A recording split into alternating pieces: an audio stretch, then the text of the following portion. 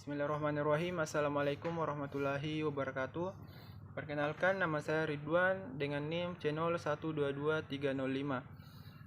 Baiklah, di sini saya akan mempresentasikan materi kebijakan dividen. Menurut Ambarwati 2010, dividen adalah sebuah pembayaran yang dilakukan perusahaan kepada pemegang saham yang berasal dari pendapatan atau earning dalam bentuk kas atau saham. Kemudian, menurut Harmono 2011, kebijakan dividen adalah persentase laba yang dibayarkan kepada para pemegang saham dalam bentuk dividen tunai, penjagaan stabilitas dividen dari waktu ke waktu, pembagian dividen saham, dan pembelian kembali saham. Kemudian, teori kebijakan dividen. Menurut Brigham 2011, ada beberapa teori kebijakan dividen yang dikemukakan oleh para ahli keuangan, seperti Modigliani dan Miller, serta Gordon dan Linter. Teori tersebut diantaranya A. Teori dividen irrelevan atau dividen irrelevan teori. Profesor Merton Miller dan Franco Modigliani mengemukakan teori bahwa kebijakan dividen tidak berdampak pada harga saham maupun biaya modal suatu perusahaan. Kebijakan dividen merupakan sesuatu yang irrelevan.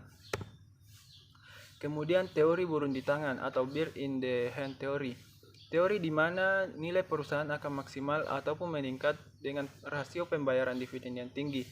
Pendapat Myron Gordon dan John Linter diberi nama bird in the hand theory karena menurut mereka investor lebih merasa aman untuk memperoleh pendapatan berupa pembayaran dividen daripada menunggu capital gain. Gordon Linter beranggapan bahwa investor memandang satu burung lebih berharga daripada 1000 burung di udara. Kemudian tax preference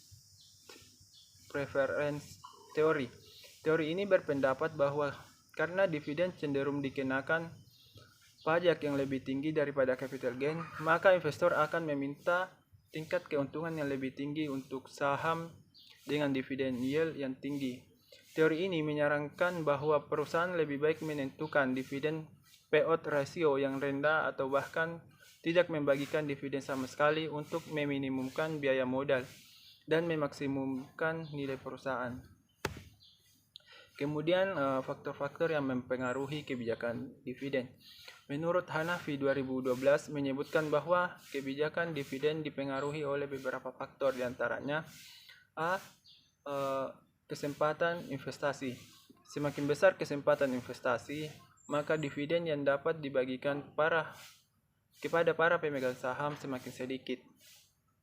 Kemudian, profitabilitas dan likuiditas. Perusahaan yang memiliki profitabilitas atau aliran kas yang baik dapat membayarkan dividen atau meningkatkan dividen. Kemudian, akses ke pasar modal. Akses yang baik dapat membantu perusahaan memenuhi kebutuhan likuiditasnya. Jika perusahaan memiliki akses ke pasar keuangan yang baik, perusahaan dapat membayar dividen yang lebih tinggi. Kemudian stabilitas pendapatan. Jika pendapatan perusahaan relatif stabil, aliran kas di mana dapat diperkirakan dengan lebih akurat, perusahaan semacam itu dapat membayar dividen yang lebih tinggi.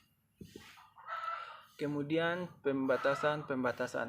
Kontrak utang, obligasi ataupun saham preferen membatasi pembayaran dividen pada situasi tertentu. Pada situasi normal atau baik, pembatasan semacam itu tidak berpengaruh banyak terhadap kemampuan perusahaan membayarkan dividennya. Tetapi pada situasi buruk, aliran kas lebih kecil, pembatasan tersebut akan mempengaruhi pembayaran dividen oleh perusahaan. Kemudian jenis-jenis dividen. Yang pertama, dividen saham. Ketika jumlah saham pemilik saham meningkat atau bertambah, maka perusahaan akan membagikan dividen saham.